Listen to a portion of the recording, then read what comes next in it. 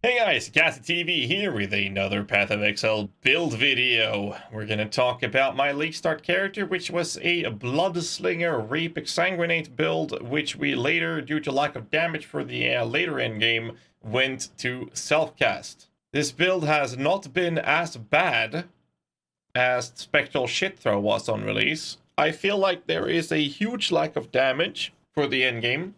And based off all the tweaks and testing we've done, I feel like Exsanguinate is superior to Reap for a lot of reasons. For the sake of damage in the endgame, the damage we have is the damage lack is very significant. So whilst I talk about it before I show you the gear, I'm going to show you some gameplay footage in a tier 11 map right now. We are sitting on max block capped Necromancer Ascendancy as well as Gladiator Ascendancy as a Scion. And the clear damage is pretty okay. It's all right. It's not the fastest, but it's okay. The tankiness is definitely there.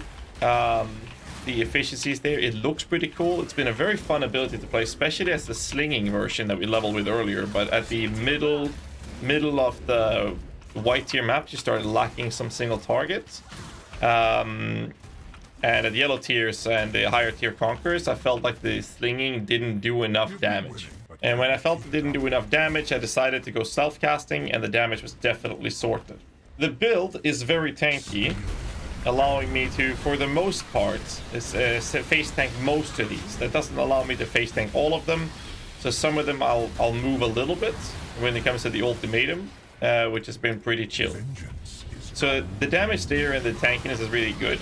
Petrified Blood has been a very weird mechanic to grasp your head around.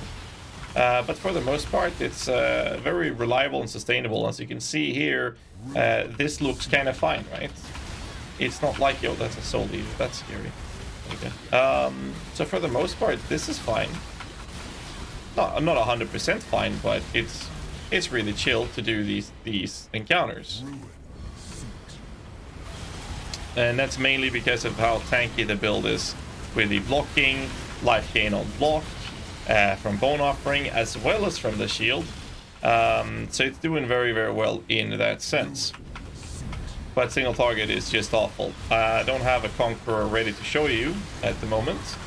We are killing Conquerors, and it's going fairly okay. We might actually die here if I'm not moving. Looks like I had to move a little bit. Terrible. So at red tier maps, I've been forced to actually move a little bit during the ultimatums, but for the most part, I've been able to face tank most of these things by just standing still and just smacking the flask. And when I say smacking the flask, I mean actually spamming them like your life depended on it, because it did. Oh right, they're gonna fix the loot filter as well. I apologize to spammage on screen. But yes, tankiness is definitely there for the most part. There are some aspects of it that felt a little bit so-so. But for the most part, it's been pretty okay. And clearing, as you can see, the damage is fine. So my problems with this in general is just gated behind the single target DPS for the endgame. Endgame bosses have been troublesome to deal with. The fights are taking much longer than they need to. I'll show you the map boss in here with flask and everything running. And I will show you my gear that I'm using in this character after I've shown you the boss DPS, and you'll understand why I feel like the lack of DPS is there. I could bring this build up to do around 3 to 4 million shape per DPS, and I don't feel like that's even remotely close to what I think is acceptable. So here's the boss. We're gonna have everything up, and you can see here the damage is absolutely fine, right? That's fine. Now with this information, we have to keep in mind this is a level 78 map. It's a 78 map. I'm going to show you my gear. That's the kill time on a 78 map, and I am using the best large cluster jewel you can find for this type of build. I'm using 2 of the best possible medium cluster jewels you can find for this build. I am level 90. I have pretty much an endgame chess piece with high life, additional curse, as well as increased effective offerings with a level 21 Exsanguinate. I have a level 3 empower on top of this. I have curse and hit with vulnerability on top of the despair from my Witchfire brew. and I have a good room for defense. So my offense with this setup alone is already rather expensive with the cluster jewel. It's really expensive, and it's good. I have a tier 2 medium rolled physical damage over time multiplier gloves, so that's okay pair of gloves. Still, it's not league starter approach anymore. I was using a tabula till a couple of hours ago. Generic unset ring, generic HP res helmet. I'm using corrupting fever here with level 20 gems. The support gems to Exsanguinate, which is level 21, is a 1420 brutality. I was using 1820 control destruction, 1820 efficacy, and 1820 chain. And I was switching for swift affliction for single target conquer bosses. We're using a Petrified Blood together with War Banner and Pride. Of course, I used the quality switch on the Petrified Blood, so our tankiness will be a little bit better with the higher levels, of course. We have an Arrogance together with a Maim, which is for the Herald of Purity. I was using Malevolence, it was a bit better, but the Maim brings it up, and it was easier than having a Golem, so I decided to do that approach with a low-level Enlighten. And the offerings. Now, the weapon I'm using for this is a +2, 68% spell damage trigger weapon. I mean, the only thing better than this is Cold Iron Point, but then I don't get the trigger weapon to get the offerings. The shield I'm wearing is a decent life spell damage with extra block, with recovery of life from block, so my defenses are actually really solid. The gear I'm using is not cheap anymore. I think I paid for the jewels between 70 and 90 chaos each for all three. I think I paid about an X for the weapon. Paid 2x for the chest piece and linked it myself. The ring for about 60 chaos. And this is league starter currency, so that's a lot of currency being invested. Well, pretty expensive. We also bought a generic Hunter influenced amulet that I alteration rolled for the fist damage leech, so the amulet is terrible. But the damage is like on level of Queen 69, and it's terrible, absolutely terrible. And when it comes to the Conqueror fights we've been doing, the damage has been significantly lacking. We did the same thing when we fought at Siri. It's just so bad DPS.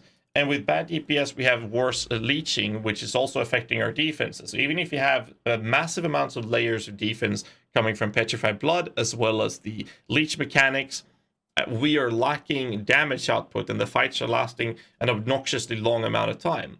And the best build to compare something like this with would be Vortex. For example, this POB, which I'll link in the descriptions below, reaches about 2.8 million Shaper DPS. That's very good. And you compare that to something like Vortex, which doesn't need to hit 3 times to keep up the duration of the dot from Exsanguinate, because the dot from Exsanguinate only lasts about 1.4 seconds with this build, sorry, 1.19 seconds. And if I put Swift Affliction in, which is one of the only supports you can use for this, the duration of the debuff lasts for 1 second. So unlike builds like Vortex or ED Contagion, which has a debuff that lasts for a much longer time, then the perk of a dot build is to leave your damage on the enemy, and then you can dodge whatever mechanics you have, so you have a full uptime of your dots. But because of the low duration, and even if you're scaling duration modifiers, it will still mean that you're doing less damage, either from the tree of investment of duration or from the skill, the support gems ability. It's still a baseline duration of 1 second, which means that no matter how much you're stacking, it's not going to give you that much duration. So Vortex, for example, or ED Contagion, they allow you to put a lot of damage on the target and then dodge the mechanics, and you have 100% uptime of your damage. Exsanguinate requires me to hit 3 times and keep hitting to keep that debuff up with those stacks to do that proper damage on a target, which means that it is pretty much equivalent to something that is doing hit damage. And if you have a couple of millions of Shaper DPS with that requiring you to consistently stand there, that is not a lot of damage. Whereas a 1 or 2 million on Vortex or ED Contagion is actually a lot of damage because of that being 100% uptime, which Exsanguinate does not have. So I must say that I am personally very disappointed. The league start approach to this was amazingly entertaining after you started spell slinging it from level 28. But as soon as you started feeling a lack of single target and you went to self-cast, it directly felt a lot better. And not many tiers after that in terms of map content. Towards the end of yellow tiers and start of red tier maps, I felt a huge lack of damage and started investing currency into the build. And even with the gear that this character is wearing, I feel like the Conquerors I've been facing around Woke 2, or Awakener level 2, has been way too long. Still managing to do it, and I'm not dying to the Conquerors. but they're taking too long. So what will then happen when you bring this into a Cirrus fight, or Uber Elder, Shaper Elder, or the Awakener level 8 or tier 16 map bosses? They're just going to take way too long for this build to sustain itself, even with all the layers of defense. I will not be making a build guide as I planned to do for this, hoping it would be good, because I don't think it's good enough to be presented as a build guide for you guys. I'll leave the POB in the descriptions below, and I would love to hear you guys' feedback on what you guys think about the new abilities in the comments below. Just let me know what you guys think, or if you played it. I will be spending the next couple of hours deciding on a new build and leveling up a new character. Yes, fuck this. On another note, though, a little brighter note, this video will have some PoE MTX giveaways. We are giving away the Apollyon mystery box keys. There will be 2 boxes per CD key that I'm going to give away to people commenting in the chat below. So if you want to participate in winning this, all you have to do is just comment anything in the chat below, and I will reach out to each winner. I do believe we have 5 keys that I'm going to give away in this video, because the rest of the keys was given away live on stream. So if you do leave a comment in the comment sections below, I will pick out 5 winners in the coming days from the video to give away some Apollyon mystery boxes. Good luck to everyone. Let's go back to the video. Hopefully we'll see some buffs to this, because I'm very disappointed. But yeah, that's it. Make sure you hit the like button, subscribe for more content. Until next time, boys, stay safe and keep rocking.